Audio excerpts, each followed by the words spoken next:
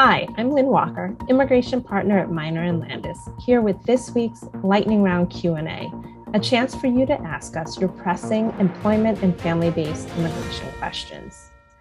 We've been away for a while because of the H-1B cap, but now we're back, and we wanted to go over some basic issues that have repeatedly come up in our practice.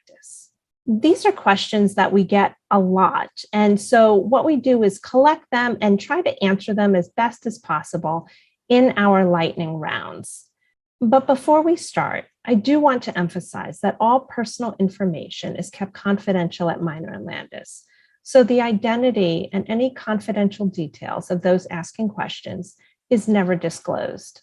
So here we go.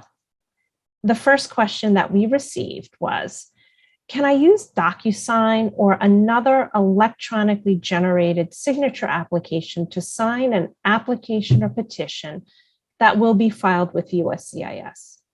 The short answer is no. While USCIS has softened the signature requirements due to COVID-19, the agency will still only accept reproduced original signatures on petitions and applications that require a wet or ink signature. What does this mean? It sounds very confusing, but in essence, it means that you can sign a petition with ink and then generate a photocopy of that physical signature and use that photocopy to file the petition. USCIS will accept a photocopy of a signature that is signed in ink, but you cannot use any electronically generated signature application such as DocuSign when filing a petition with USCIS. Okay, let's see what's next. Here's a good one, and one that's really, really important. The second question we received was, I looked up processing times for the I-539 application and saw that the USCIS website says the Texas Service Center is taking 4 months to process I-539s, but the California Service Center is taking 8 months. Can I just file my application with Texas since it's faster? Not necessarily. USCIS determines where applications and petitions are filed based on the type of benefit you're asking for and the jurisdiction or state where you live. If you file your application with the wrong service center simply because it shows shorter processing times, it will most likely be rejected by USCIS. It is really important to check the USCIS website to determine the proper service center for filing. You can't simply file your petition at a service center because it has the faster processing times. All right, the third question we received was, I filed my adjustment of status application without my medical exam about 2 years ago. According to the USCIS processing times, USCIS should be working on my application. Can I go ahead and mail my medical exam now? The short answer again is no. You shouldn't mail a medical report to USCIS until they issue an RFE or request for evidence, specifically directing you to send the medical report.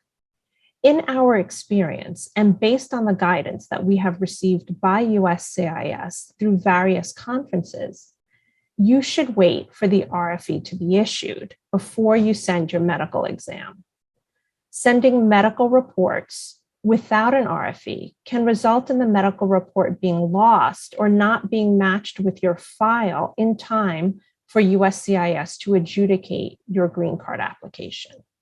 The final question I want to address this time around is, I have a master's degree in electrical engineering and my H-1B registration was filed under the US Master Cap.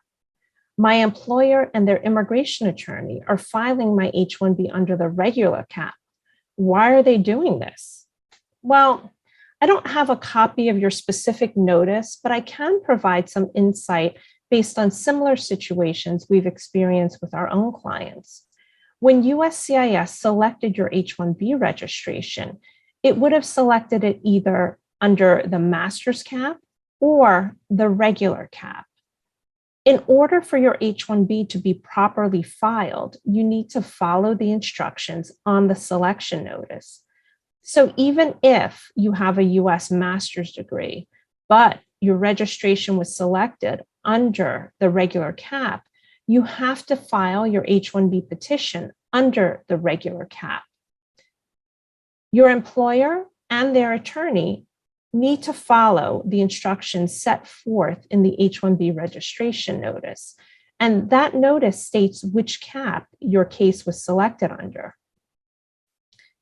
If you fail to file your H-1B petition under the proper cap and at the proper address, it will be rejected, which means that for all of your luck in getting selected in this year's H-1B cap, your petition is going to be meaningless because it won't be accepted by USCIS. So that's all we have time for today. If we didn't get to your question, or if you have an urgent immigration issue, please feel free to contact us to schedule a consultation to discuss your matter. Finally, don't forget to message us on LinkedIn and keep those questions coming in, and we'll do our best to answer them in our next lightning round. In the meantime, be sure to follow our LinkedIn profile for frequent updates on new rules and policies. Thank you for listening.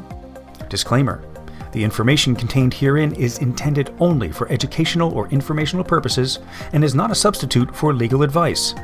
Further, listening to this HR tip in no way establishes an attorney-client relationship between you and Minor & Landis LLP.